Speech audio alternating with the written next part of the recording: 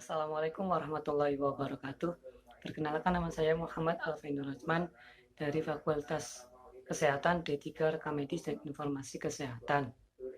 NIM D22.2020.03102 dari kelas D22 11 PE.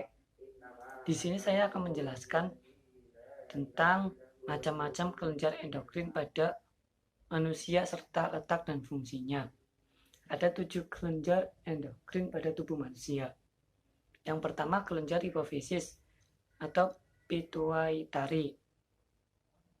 Kelenjar hipofisis terletak di dasar cerebrum di bawah hipotalamus. Fungsinya master of gland, kelenjar pengendali pengatur kegiatan lainnya. Yang nomor 2, kelenjar tiroid atau gondok, terletak di bagian bawah leher dekat jakun. Fungsinya menghasilkan 2 hormon, yaitu tiroksin T4 dan triidentironin T3. Hormon tiroksin mengatur metabolisme tumbang kegiatan sistem saraf. Triidentironin mengatur metabolisme tembang kegiatan sistem saraf. Ketiga, kelenjar paratiroid, terletak di bagian bawah kelenjar tiroid. Fungsinya mengatur metabolisme fosfor dan kadar CO darah. Yang nomor 4, kelenjar pankreas atau pulau Langerhans, terletak di dekat lambung. Fungsinya memproduksi hormon dan enzim untuk menghancurkan makanan di dalam perut. 5, kelenjar gonad, terletak pria di testis, wanita itu di ovarium. Fungsinya pria testis menghasilkan hormon. Fungsi untuk wanita ovarium menghasilkan estrogen dan progesteron. Yang nomor 6, kelenjar adrenal, terletak di atas organ ginjal.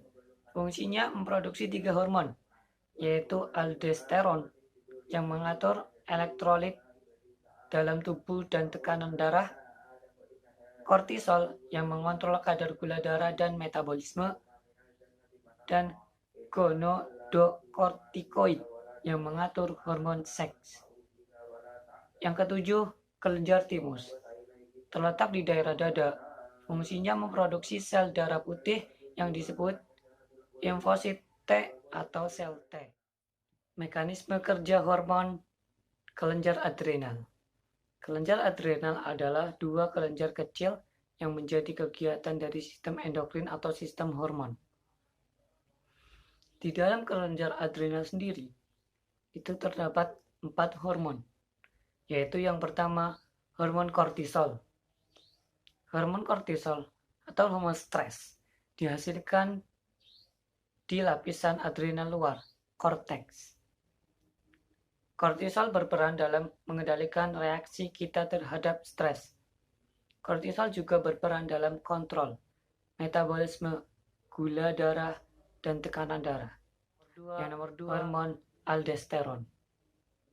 Hormon aldosteron juga dihasilkan di lapisan adrenal luar.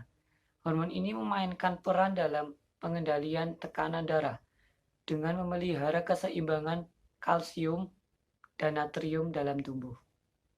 Yang nomor 3, hormon adrenalin, disebut juga hormon epinefrin. Hormon adrenalin dihasilkan di lapisan adrenal dalam atau medula. Hormon adrenalin bekerja sama dengan hormon kortisol dan noradrenalin dalam mengatur reaksi tubuh terhadap stres. Hormon ini membuat detak jantung kita lebih cepat, aliran darah menjadi meningkat, dan merangsang tubuh untuk melepaskan gula menjadi energi. Yang nomor 4, hormon noradrenalin. Hormon noradrenalin disebut juga hormon norepinefrin. Hormon ini bekerja sama dengan hormon kortisol dan adrenal dalam mengatur reaksi tubuh terhadap kondisi stres. Hormon ini juga mempengaruhi cara otak memperhatikan dan merespon berbagai peristiwa, seperti peningkatan detak jantung, memicu pelepasan gula ke dalam darah, dan meningkatkan aliran darah ke otot. Terima kasih penjelasan dari saya. Yang benar itu datangnya langsung dari Allah, dan yang salah itu salah saya sendiri. Mohon dimaafkan. Allahul muwafiq ila aqwamit thoriq. Wassalamualaikum warahmatullahi wabarakatuh.